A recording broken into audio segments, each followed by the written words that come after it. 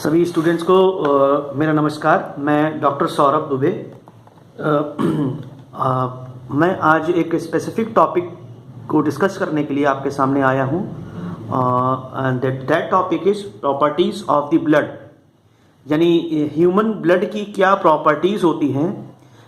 उन सभी प्रॉपर्टीज़ को हम लोग यहाँ पर आज डिटेल में डिस्कस करेंगे।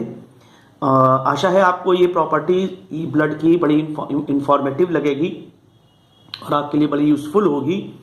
और आगे और भी मैं ब्लड से रिलेटेड और बायोलॉजी के और दूसरे जो टॉपिक्स हैं उससे रिलेटेड और भी अपने वीडियोस उसमें डालता रहूँगा और डालता रहा हूँ। आप चैनल को सब्सक्राइब ज़रूर करिएगा और बेल आइकन को प्रेस करके उसको क्लिक करके अपने लिए आगे आने वाले जो भी वीडियोस हैं उनको सब जो है ऑब्टेन करने के लिए तैयार रहिएगा। तो प्रॉपर्टीज़ ऑफ ब्लड आज हम लोग डिस्कशन करेंगे इसका। देखिए, आप सभी जानते हैं जहाँ तक ह्यूमन बॉडी की बात है तो ह्यूमन बॉडी में एक क्लोज्ड ब्लड वेस्कुलर सिस्टम जो है वो प्रेजेंट होता है। Now closed blood vascular system का क्या मतलब है? What does this closed blood vascular system means? It means that the blood flows within the blood vessels. The human body consists of two types of blood vessels, arteries and veins. And blood flows within these arteries and veins. Blood जो है वो arteries और veins के अंदर flow करता है। अगर आप एनिमल किंगडम की बात करें, पूरे एनिमल किंगडम का सर्वे करेंगे तो यू फाइंड दैट कि in phylum Annelida and in phylum Arthropoda the open type of blood vascular system is found. Now, what does this open type of blood vascular system means? Open type of blood vascular system का मतलब ये है कि blood जो है वो किसी specific blood vessels के अंदर फ्लो नहीं करता। ब्लड ऐसे ही सिंपली बॉडी के अंदर भरा रहता है। जैसे किसी गुब्बारे के अंदर आप पानी भर दीजिए, एक बैलून के अंदर आप वाटर फिल अप करके रख दीजिए, ठीक उसी तरीके से उनके बॉडी के अंदर ब्लड जो है वो ऐसे ही फिल्ड अप रहता है। कोई स्पेशल टाइप की कोई ऐसी ब्लड वेसल्स जो है वो प्रेजेंट नहीं होती है। तो फाइलम एनिलिडा जिसमें अर्थवॉर्म आता है फेरिटिमा पॉस्थोमा, फाइलम आर्थ्रोपोडा जिसमें इंसेक्ट्स आते हैं, कॉकरोच, पेरिप्लेंटा अमेरिकाना। तो जो लोअर लेवल के फाइलम्स हैं उनमें तो आपको open type of blood vascular system मिल जाएगा। फाइलम कॉर्डेट्स तक आते आते close type of blood vascular system जो है वो ओरिजिनेट हुआ। दैट मीन्स कि close type of blood vascular system जो है वो एक एडवांस्ड कैरेक्टर है। तो अब ह्यूमन बींग्स जो है वो कॉर्डेट्स हैं, मेमेलिया क्लास में आते हैं। तो हमारे अंदर जो है ह्यूमन बींग्स में जो है वो closed type of blood vascular system जो है वो प्रेजेंट होता है और ब्लड फ्लो करता है ब्लड वेसल्स के अंदर। हार्ट जो है ब्लड को पंप करता है जिससे कि ब्लड का लगातार continuous circulation through out the body जो है वो हो सके। ब्लड जो है वो हमारे बॉडी के लिए बहुत इंपॉर्टेंट है, हमारे बॉडी के सर्वाइवल के लिए बहुत इंपॉर्टेंट है। इवन ब्लड जो है वो एक आईने की तरीके से वर्क करता है। हमारे बॉडी में अगर किसी भी तरीके की कोई एबनॉर्मेलिटी हो जाती है तो हम सीधा डॉक्टर के पास जाते हैं उस एबनॉर्मेलिटी, उस डिसऑर्डर को डिस्कस करने के लिए। तो डॉक्टर सबसे पहले ब्लड प्रोफाइल को चेक करवाता है, ब्लड पैरामीटर्स को चेक करता है कि ब्लड में ब्लड कार्पसल्स हैं, ब्लड सेल्स हैं, उनका लेवल क्या है, ब्लड के प्लाज्मा में एंजाइम लेवल, हार्मोन लेवल, इन सब को चेक करके हमें ये पता लग जाता है कि हमारे बॉडी के किस हिस्से में और बॉडी के कौन से पार्ट में कोई एबनॉर्मेलिटी है। तो उस ब्लड जो है वो बता देता है कि हाँ, आपके बॉडी में अगर किसी एंजाइम का लेवल हाई है या किसी ब्लड सेल का लेवल हाई है, TLC DLC अगर थोड़ा सा वेरी कर रही है नॉर्मल से, इनका जो लेवल है वो अलग हटके है, तो उससे हमारे बॉडी में क्या एबनॉर्मेलिटी है उसका अंदाज़ा मिल जाता है। तो आगे चल करके हम लोग ब्लड के इन सारी abnormalities, liver function test, kidney function test, इन सब के बारे में भी आपको अपने इन लेक्चर्स में जो है वो हम बात करेंगे। ठीक है, तो सबसे पहले तो हम लोग ये शुरुआत कर लेते हैं अपना कि ब्लड होता क्या है, इसका क्या परिचय है, इसका इंट्रोडक्शन क्या है ब्लड का।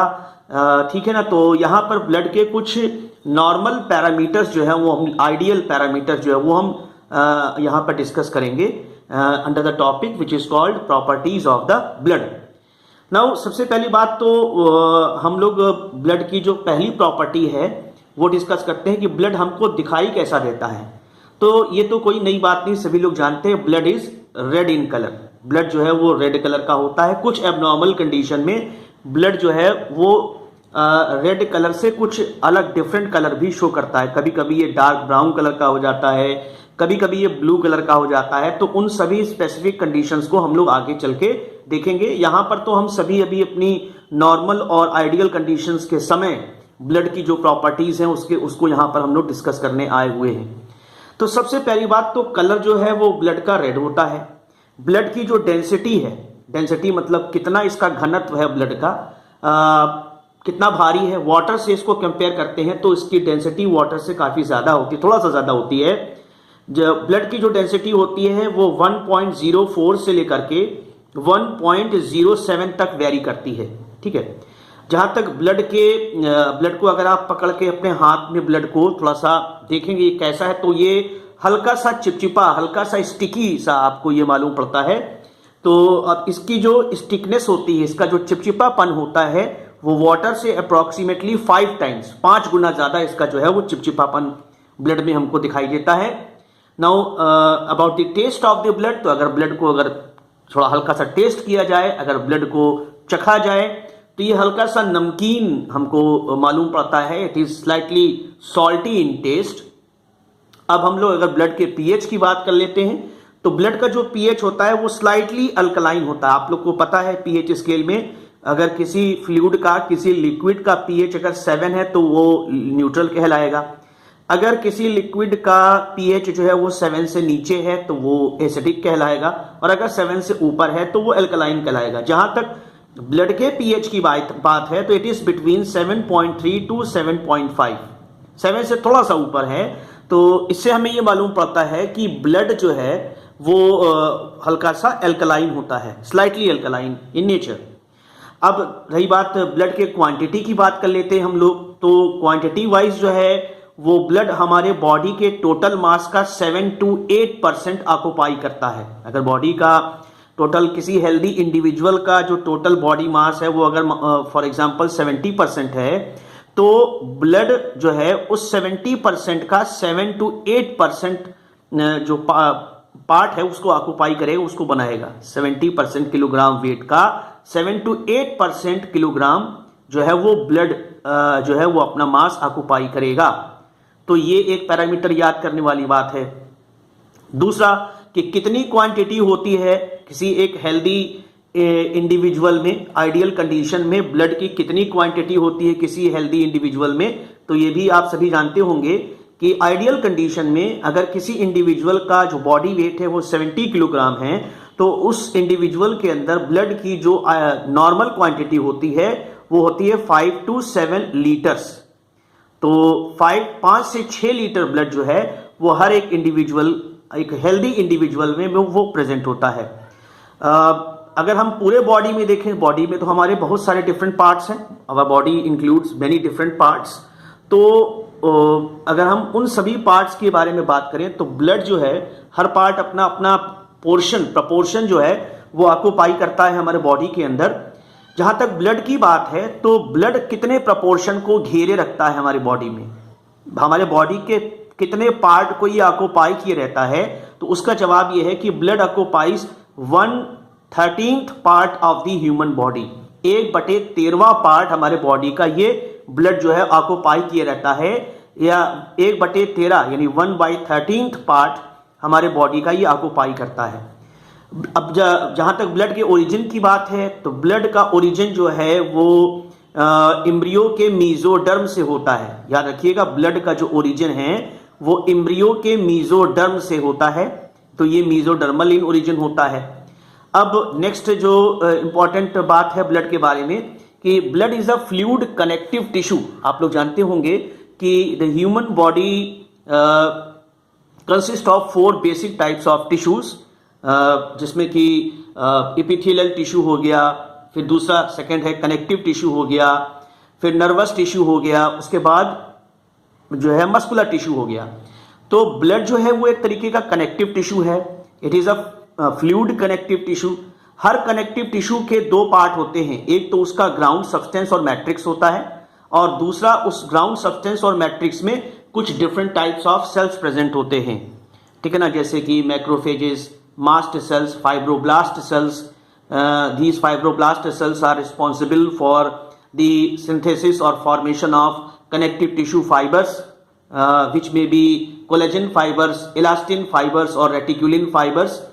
ठीक है, तो और कनेक्टिव टिश्यू का एक इंपॉर्टेंट कैरेक्टर्स ये होता है कि उसी ग्राउंड सब्सटेंस और मैट्रिक्स में जिसमें ब्लड सेल्स, जिसमें ग्राउंड सब्सटेंस और मैट्रिक्स में जिसमें कनेक्टिव टिश्यू सेल्स जो है वो प्रेजेंट हैं और फाइबर्स प्रेजेंट हैं, लेकिन जो सेल्स प्रेजेंट हैं उस मैट्रिक्स या ग्राउंड सब्सटेंस में उन सेल्स के बीच में इंटरसेलुलर स्पेस काफी ज्यादा होता है, ठीक है ना, सेल्स के बीच पे गैप्स ज्यादा होते हैं.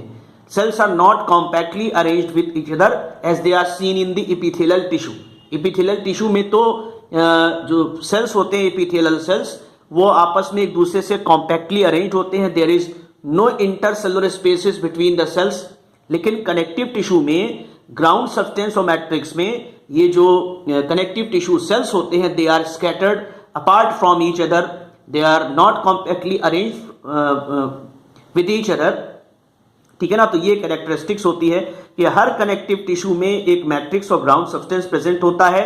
नाउ दिस मैट्रिक्स और ground substance contains connective tissue fibres and various types of connective tissue sales. जहां तक ब्लड की बात है तो blood is a fluid connective tissue, ठीक है, तो याद रखिएगा. अब आपको अभी मैंने बताया डिस्कशन में कि जो कनेक्टिव टिश्यू होता है उसका अपना एक ग्राउंड सब्सटेंस और मैट्रिक्स होता है. तो अगर ब्लड है and if blood is a fluid connective tissue तो जाहिर सी बात है कि ब्लड का भी अपना एक ग्राउंड सब्सटेंस और मैट्रिक्स होता होगा. जी बिल्कुल होता है. एंड दैट ग्राउंड सब्सटेंस और matrix of the blood is nothing but it is called blood plasma. तो ब्लड का जो ग्राउंड सब्सटेंस और मैट्रिक्स है और उसका जो एक्स्ट्रा सेलुलर सब्सटेंस है it is nothing but it is blood plasma. तो ये ब्लड प्लाज्मा जो है उस फ्लूइड कनेक्टिव टिश्यू ब्लड का जो है वो ग्राउंड सब्सटेंस और मैट्रिक्स है, ठीक है. और अगला कैरेक्टर ये plasma contain specific types of blood cells. Plasma में अलग अलग तरीके के ब्लड सेल्स जो है वो प्रेजेंट होते हैं. आपको पता होगा red blood corpuscles RBC, white blood cells WBC, फिर वाइट ब्लड सेल्स के भी अपने दो वेरिएशन से एक ग्रेनुलोसाइट्स और ग्रेनुलोसाइट्स, ठीक है ना, वो हम लोग आगे डिस्कशन करेंगे. और कुछ एक स्पेसिफिक टाइप के सेल्स के टुकड़े पीसेस भी जो हैं वो ब्लड के प्लाज्मा में प्रेजेंट होते हैं जिनको आप लोग प्लेटलेट्स कहते हो, ठीक है.